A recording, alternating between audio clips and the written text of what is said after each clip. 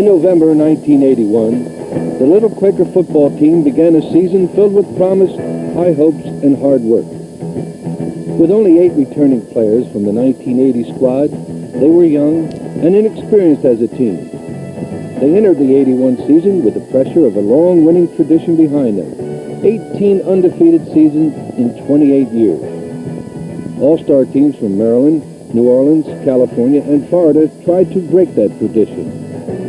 Several Quaker opponents had no losses when they shook hands and tossed the opening coin, but they all left the locker room with a blemished record.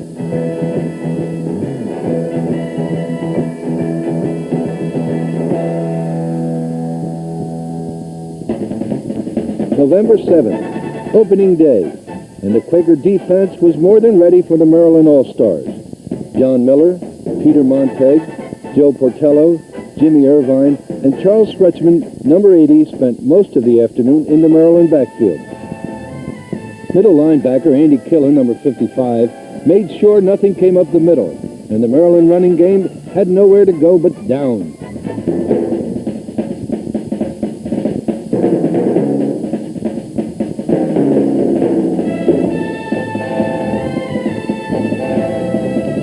Quarterbacks Bill Fleming, Joe Schoenlieber, and Bill Lockhart, number 8, kept their opponents guessing all season with a perfect blend of passing and running.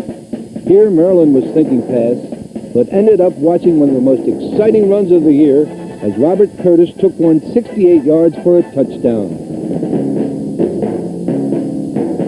Final score, Little Quakers 39, Maryland All-Stars nothing. The Quakers now had 2 weeks to prepare for the undefeated New Orleans All-Stars. New Orleans was 5-0 coming into this game, and they took an early 6-0 lead before the Quakers took control. New Orleans seemed unable to contain Stanford Brown, number 20, and Glenn Hassett, number 30, as the Quaker rushing attack accounted for 2 of the 3 touchdowns scored on the afternoon.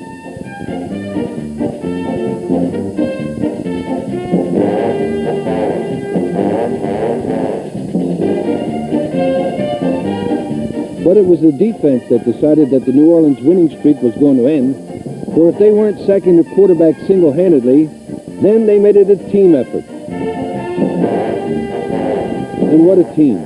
Joe Nolan, Fred Crute, Dale Gallagher, Gerald McNeil, and James McColgan, number 66, who picked up this miscue and brought the Quakers into scoring position late in the game.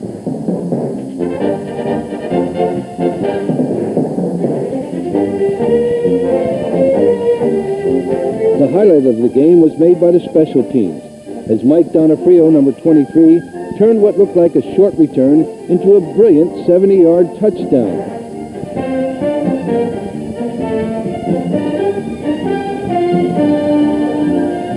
Final score, Little Quakers 23, New Orleans 6. The Quakers' next opponent would be one of their toughest contests, the 12-0 San Fernando, California All-Stars. The Quakers found out early that they could run on California, and they took advantage of it. Edward Small, Charles Wirtz, William Wheeler, Chris Riley, Dennis Morgan, Michael Gill, Michael Ciambella, and Jim Lampe, number 50, opened up holes too big to miss. And running back Stanford Brown, number 20, found the holes and the end zone.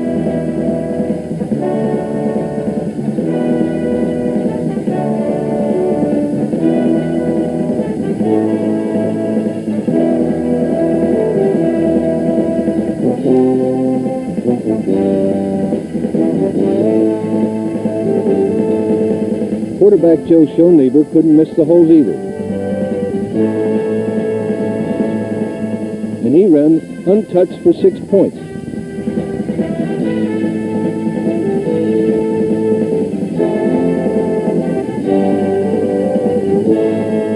A change of personnel, but not of strategy, as second-year quarterback Bill Lockhart, number 8, gave Mike Donofrio a chance to work over the right side of the California defense.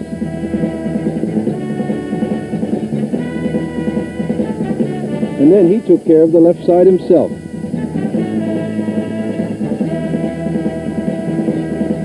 With a large lead and building confidence, the Quakers opened up their bag of tricks.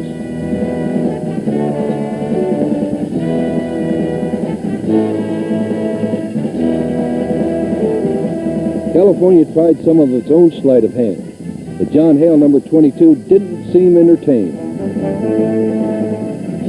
On a day full of big defensive plays, Jim Dugan, number 62, stripped the ball from the hands of a San Fernando back, opening the floodgates to a turnover tidal wave. The California quarterback was in the grip of Chris Lamplew, number 65, when he launched this pass into the hands of Todd Fry.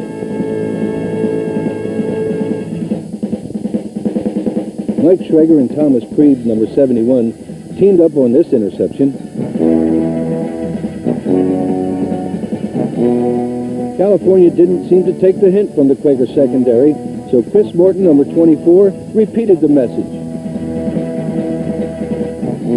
Robert Intieri, who had recovered a fumble earlier in the game, added the final insult, capping a 30-0 romp of one of the toughest teams on the Little Quaker schedule this year. The Quakers now took their 3-0 record on the road to face two all-star teams in Florida.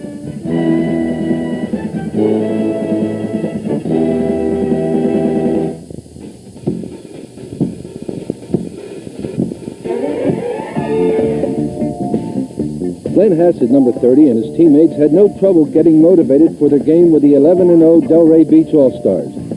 They knew that Delray would be out to revenge the 41-6 thrashing they took at the hands of the Quakers a year earlier.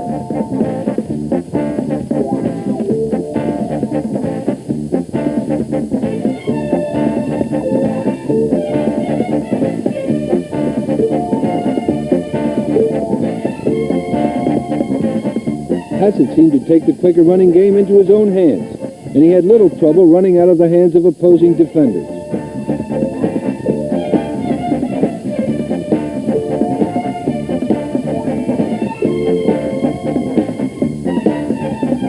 With only 24 seconds remaining in the first half, David Waskowitz, number 83, found himself on the receiving end of this Joe Schoenleber touchdown pass.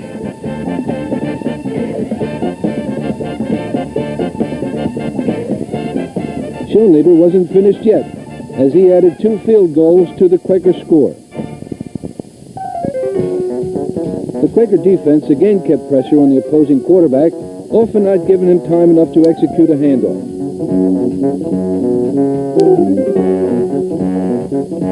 But sometimes they did hand the ball off.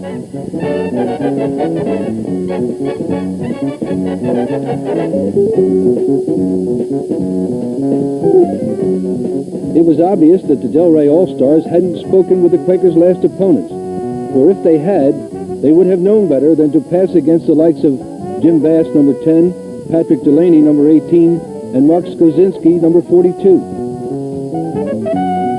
Now that they have tuned up a bit, meet the full production company. Mark Skozinski, Robert Intieri,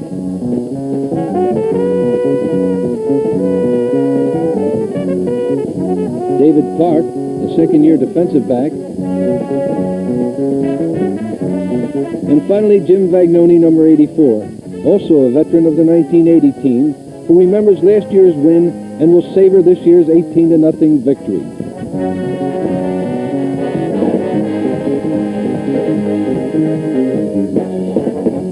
"4-0, and only the Cooper City Cowboys in Fort Lauderdale stood between the Quakers and another undefeated season. All of the determination and hard work of the 1981 season came down to this last game, and there will be no denying the Little Quakers. Glenn Hassett and Stanford Brown, number 20, broke free for several long gains while literally outrunning the entire Cowboy defense.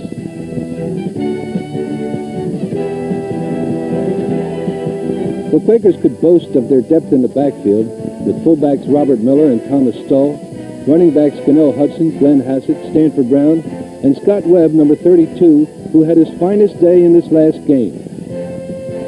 With Mike Ciambella, number 61, leading the way, Webb found his way upfield and finally into the end zone.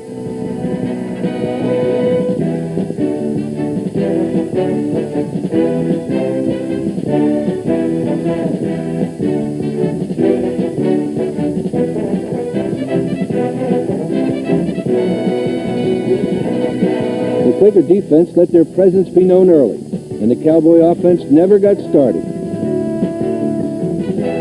Charles Schretzman, number 80, made it look easy, like he could do it with one hand.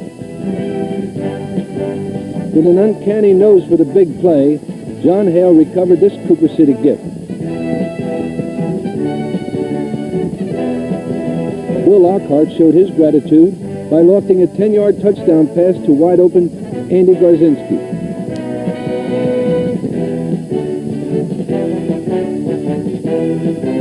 Lockhart wasn't done for the '81 season yet, as he sent this 65-yard scoring bomb into the hands of David Waskowitz, number 83, to cap a 30-6 victory and an undefeated season. A season in which the Little Quakers outscored their opponents 140-12.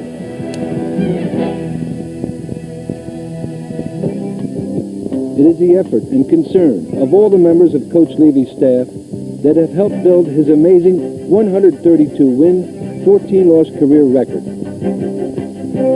This season, they directed a team that showed the pride, discipline, sportsmanship, and character of athletes twice their size and twice their age.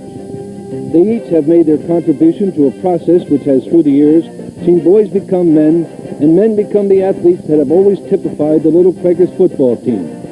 This season, 45 athletes have earned the right to be called the undefeated 1981 Little Quakers.